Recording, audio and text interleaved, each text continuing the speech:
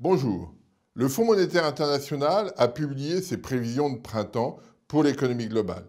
L'économie mondiale progresserait de 3,2% en 2016, après 3,1% en 2015, et irait à 3,5% sur l'année 2017. Donc une légère accélération entre 2016 et 2017, après une quasi-stagnation entre 2015 et 2007. L'accélération proviendrait essentiellement des pays émergents pour lesquels la croissance passerait de 4,1% en 2016 à 4,5% en 2017. Pour les pays développés, la croissance est très lente, 1,9% en 2016, comme en 2015, et 2% en 2017. Donc on voit bien que l'impulsion vient toujours des pays émergents et non pas des pays développés. La question posée par le FMI dans son rapport est celle de la trajectoire de l'économie globale. Maury Hopfeld, le chef économiste du FMI, nous indique que la croissance est trop lente depuis trop longtemps.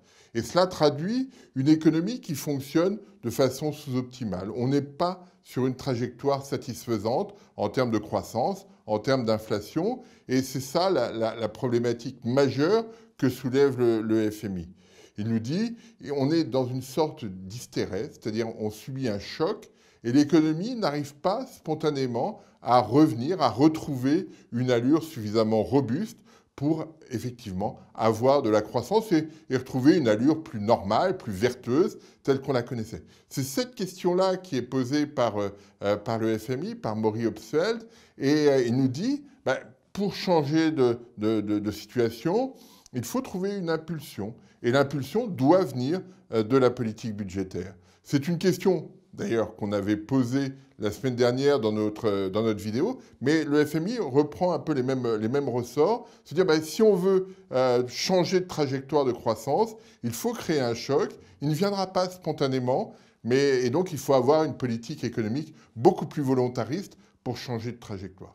Donc voilà, c'est le cadre qui est évoqué par le FMI, avec associé à cela toute une série de risques liés au fait que la croissance soit insuffisante, risques politiques, risques financiers, risques chinois. On voit l'économie chinoise, même si sa croissance a été légèrement réévaluée, freiner, ralentir, et donc c'est associé à un certain nombre de risques. Donc il y a un environnement qui n'est pas suffisamment robuste, suffisamment fort pour éliminer toute une série de risques qui peuvent faire diverger, dérailler la situation globale. C'est cette problématique-là pour le FMI, c'est de dire, voilà, la croissance n'est pas suffisamment forte, et donc s'il y a des chocs, eh bien, on n'a pas suffisamment de vitesse pour pouvoir les amortir et finalement les écarter. On peut être bousculé durablement par ces chocs, et c'est pour cela qu'il faut retrouver une allure de croissance un petit peu plus rapide.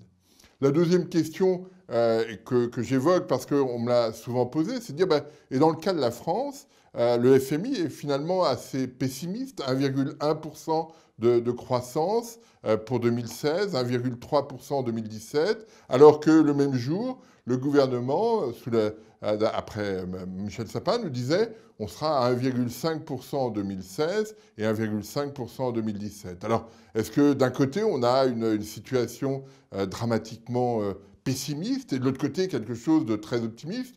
Non, on est dans la marge, les écarts ne sont pas si importants.